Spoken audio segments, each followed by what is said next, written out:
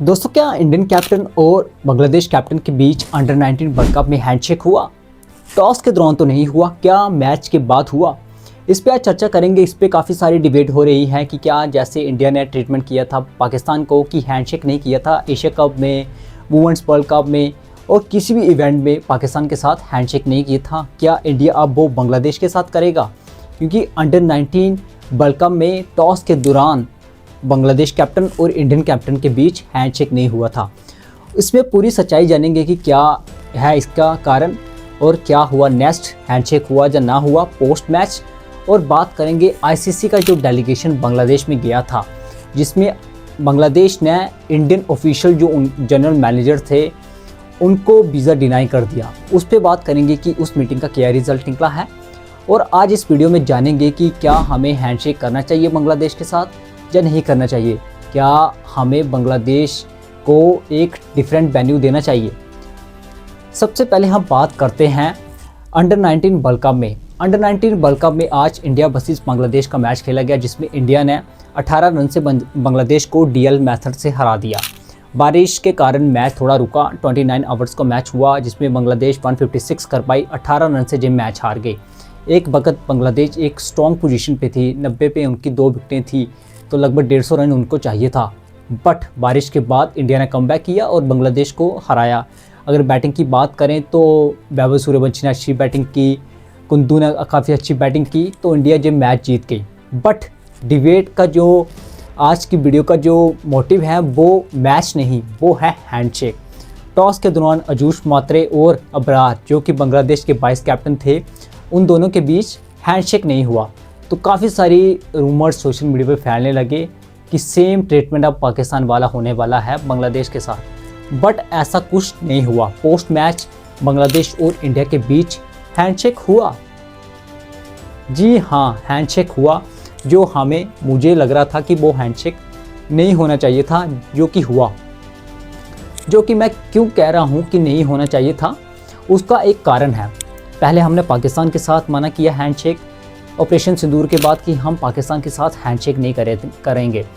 पहले हमारे देश में काफ़ी डिबेट होने लगी कि पाकिस्तान को बॉयकॉट करो, खेलो नहीं। बट हमने कहा कि इंटरनेशनल इवेंट में हम पाकिस्तान के साथ खेलेंगे, क्योंकि हमें फ्यूचर में कॉमनवेल्थ गेम्स, ओलंपिक भी करवाना है अपने देश में। तो ओलंपिक्स कमेटी, कॉमनवेल्थ ये सब देखते हैं कि आपके रिलेशन दूसरे देशों के साथ कैसे हैं, जो कि स्पोर्ट्स के लेवल पे अगर आप मल्टीनेशनल इवेंट ना खेलो तो ऐसे इवेंट आपके देश में नहीं आते। उस कारण हमने पाकिस्तान के साथ मैच खेले। बट हमने जब मास प्रोटेस्ट हुआ हमारे देश में कि नहीं खेलना, बट हमने एक डिसीज़न लिया कि हम हैंडशेक नहीं करेंगे पाकिस्तान के साथ। हमने ना एशिया कप में किया, ना वुमेंस वर्ल्ड कप में किया, ना अंडर 19 एशिया कप में किया। काफ़ी सारे इवेंट्स में हमने पाकिस्तान के साथ हैंडशेक नहीं किया।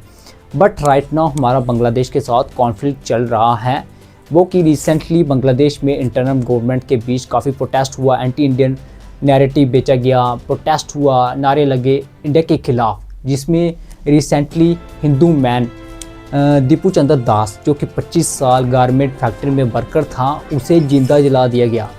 तो उसके बाद इंडिया में काफ़ी प्रोटेस्ट हुआ कि हाँ, क्या हम बांग्लादेश क्रिकेटर को अपने देश में लाके पैसे दे रहे हैं, और दूसरी तरफ बांग्लादेश में हिंदुओं के खिलाफ प्रोटेस्ट हो रहा है, mob lynching, force conversion, land holdings लूटे जा रहे हैं उनके खिलाफ, मॉब लिंचिंग, काफ़ी सारी चीज़ें हो रही हैं। तो हम अपने देश में उनको पैसे दे रहे हैं, 9 करोड़ रुपए दे रहे हैं, लगभग मिलियंस डॉलर्स हम मुस्तफिजुर रहमान को दे रहे थे। काफ़ी सारा प्रोटेस्ट हुआ मल्टीपल स्टेट्स में। देन बीसीसीआई ने केकेआर को इंस्ट्रक्ट किया कि आप रहमान को बाहर निकालो, रिलीज़ कर दो, जो कि केकेआर ने फिर बीसीसीआई के फैसले को एग्री किया और मुस्तफिजुर रहमान को बाहर निकाला। उसके बाद बांग्लादेश क्रिकेट ने T20 वर्ल्ड कप इंडिया में खेलने से मना कर दिया। बांग्लादेश ने अपने देश में IPL को ब्रॉडकास्टिंग होने से बैन कर दिया गया। काफ़ी सारे बड़े बड़े स्टेप ले लिए बांग्लादेश ने। बट उसके बाद काफ़ी सारी मीटिंग्स हुई इंडिया के बीच, ICC और बांग्लादेश बोर्ड के बीच कि आप इंडिया आओ खेलने, हम इस वक्त वेन्यू चेंज नहीं कर सकते। काफ़ी सारी चीज़ें हैं, ब्रॉडकास्टिंग की चीज़ें हैं, हम कैसे मैनेज करेंगे। बट स्टिल बांग्लादेश एग्री नहीं किया। फाइनली बांग्लादेश में एक ICC के डेलीगेशन जाना था, जिसमें जनरल मैनेजर, कम्युनिकेशन डायरेक्टर, जिसमें इंडियन गौरव सक्सेना थे और एंड्रयू थे इंग्लैंड के, जो कि जनरल मैनेजर हैं इंटीग्रेटेड यूनिट के, जो कि बांग्लादेश के। बांग्लादेश में गौरव सक्सेना को वीज़ा डिनाई कर दिया गया। वो मीटिंग उन्होंने वर्चुअली अटेंड की, बट एंड्रयू बांग्लादेश गए। और उस मीटिंग के रिज़ल्ट में क्या हुआ, प्रेस कॉन्फ्रेंस जो बांग्लादेश ने ऑफिशियल रिलीज़ की कि हम चाहते हैं कि बांग्लादेश का ग्रुप चेंज हो। इस वक्त बांग्लादेश ग्रुप सी में है, तो ग्रुप बी में डालो। उसका क्या रीज़न है कि जो कि ग्रुप बी में जिम्बाब्वे की जगह बांग्लादेश को डालो। ये बांग्लादेश का कहना है आईसीसी को, क्योंकि जो जिम्बाब्वे है उसके सारे के सारे मैच श्रीलंका में हैं। तो बांग्लादेश में कहना है कि अगर आपको लॉजिस्टिक काफ़ी सारी चीज़ों की प्रॉब्लम ना हो तो हम ये कर सकते हैं कि ग्रुप सर्वाइव कर सकते हैं, तो आपको भी किसी चीज़ की टेंशन नहीं होगी, कोई खर्चा नहीं आएगा, सेम वही वेन्यू रहेगा, टीमें चेंज होगी सिर्फ। टेस्ट प्लेइंग नेशन जिम्बाब्वे भी है, टेस्ट प्लेइंग नेशन बांग्लादेश भी है, इन दोनों में कोई फ़र्क है भी नहीं। बट क्या ऐसा होगा? क्योंकि अगर हम ग्रुप की बात करें, ग्रुप ए में हमारे पास India, Namibia, Netherland, USA, Pakistan, ये हमारे पास ग्रुप ए। ग्रुप बी हमारे पास ऑस्ट्रेलिया, श्रीलंका, उसके बाद जिम्बाब्वे, आयरलैंड, ओमान, ये हमारे पास ग्रुप बी। तो उनका कहना है कि जिम्बाब्वे की जगह बांग्लादेश को डालो, तो ये ग्रुप फिर स्ट्रॉन्ग बनेगा। ग्रुप बी और ग्रुप डी ये दोनों स्ट्रॉन्ग होंगे, क्योंकि ग्रुप डी में है हमारे पास Afghanistan, New Zealand, South Africa, UAE और कनाडा। तो क्या ये आईसीसी मानेगा बांग्लादेश का प्रपोज़ल कि हमें ग्रुप बी में डालो ग्रुप सी से? लेट्स सी क्या होता है इस पर अगर आप मुझसे पूछो कि ऐसा होना चाहिए, तो मैं नहीं चाहता कि बांग्लादेश का ग्रुप सर्वाइव हो। बांग्लादेश को जे इवेंट से बाहर निकालो, फॉरफिट करे बांग्लादेश। बांग्लादेश के पास सिर्फ एक ही ऑप्शन होना चाहिए, वेदर वो इंडिया में खेले या कि अपने मैच फॉरफिट करे। मैं नहीं चाहता कि बांग्लादेश श्रीलंका में जाके खेले। कई सारे लोग कहेंगे कि क्रिकेट इससे बर्बाद होगी, आईसीसी का एडवांटेज आएगा, दिस दैट, बट मेरा बीसीसीआई से, आईसीसी से, स्पेशली बीसीसीआई से सबको पता है कि आईसीसी को रन कौन करता है। ये कहना है कि नो, कोई भी ग्रुप स्वाइप करने की ज़रूरत नहीं है किसी भी टीम को। आप बांग्लादेश के पास सिर्फ एक ऑप्शन दो बांग्लादेश को, वेदर वो प्ले करे इंडिया में जहाँ कि अपने मैच फॉरफिट करें, अदरवाइज़ कोई ऑप्शन नहीं है, कोई ऑप्शन नहीं है। चाहे इससे लॉजिस्टिक्स, काफ़ी सारे ब्रॉडकास्टिंग को फ़र्क पड़े ना पड़े, पर ऐसा होना चाहिए, एक सबक तो मिलना चाहिए बांग्लादेश को। और मैंने एक बात कही थी कि क्यों मैं नहीं चाहता कि इन टीमों के बीच हैंडशेक ना हुए। पाकिस्तान और बांग्लादेश के बीच दो मुस्लिम कंट्री हमारे नेबर्स में हैं। इंडिया के साथ काफ़ी नेबर्स कंट्री हैं, अफ़गानिस्तान है हमारे ऊपर से। कुछ लोग कहेंगे कि अफ़गानिस्तान नहीं है, बट पाकिस्तान ऑक्युपाइड कश्मीर वो भी इंडिया का पार्ट है, तो अफ़गानिस्तान भी हमारे साथ लगता है। अफ़गानिस्तान है, पाकिस्तान है, नेपाल है, श्रीलंका है, भूटान है, म्यांमार है, तो काफ़ी सारी कंट्री हमारे साथ लगती है। बट दो कंट्री मेनली जो कि पहले ईस्ट और वेस्ट पाकिस्तान थे, वो आज बांग्लादेश जो कि इंडिया ने बनाया 1971 में, और एक पाकिस्तान जो कि इंडिया का ही पार्ट था, जो कि मुस्लिम करके पाकिस्तान बन गया। वो दो देश 1951 का सर्वे है पाकिस्तान के सेंसस में, 1951 के सेंसस का सर्वे है पाकिस्तान की पॉपुलेशन में। देखा जाए तो उस वक़्त पाकिस्तान में 14.6% हिंदू पॉपुलेशन थी। कितनी? 14.6% हिंदू पॉपुलेशन। आज के पाकिस्तान में 2025 में पाकिस्तान में 2% हिंदू पॉपुलेशन है, सिर्फ 2%। Force conversion, mob lynching, migration, force migration, काफ़ी सारी चीज़ें हैं जो पाकिस्तान में होती हैं हिंदू के खिलाफ।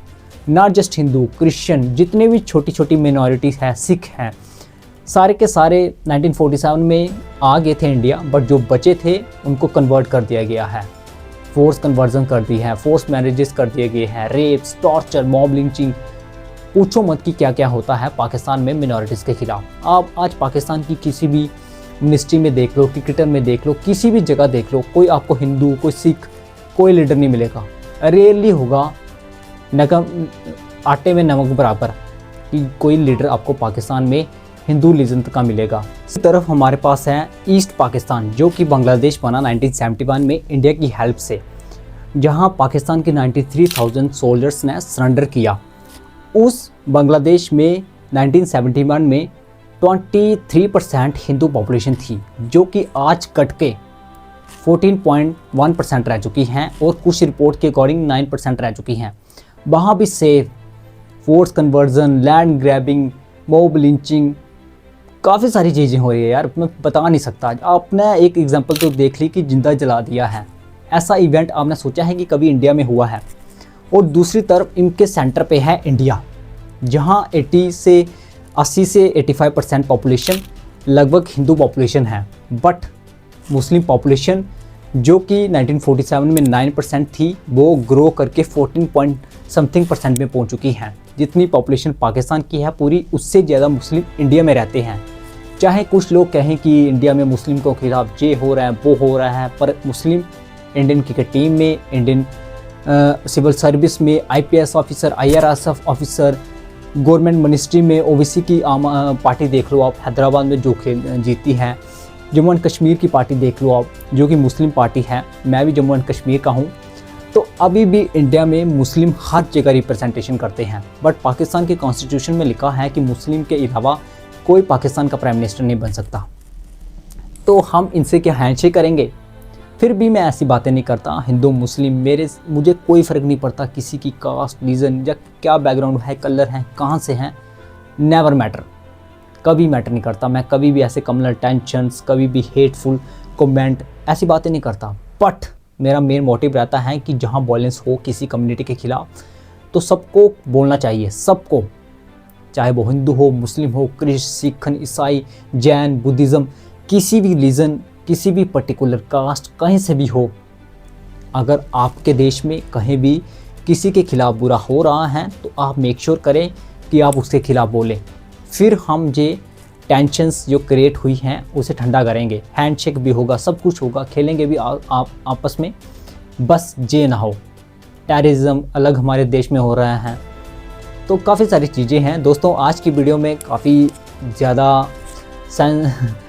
सारी चीज़ें बाहर आई हैं जो कि कभी कभार ही होता है, but I hope you don't mind this video. आपको वीडियो इन्फॉर्मेटिव लगे, आप मेरे चैनल को सब्सक्राइब कर सकते हैं। दीजिए मुझे इजाज़त, धन्यवाद।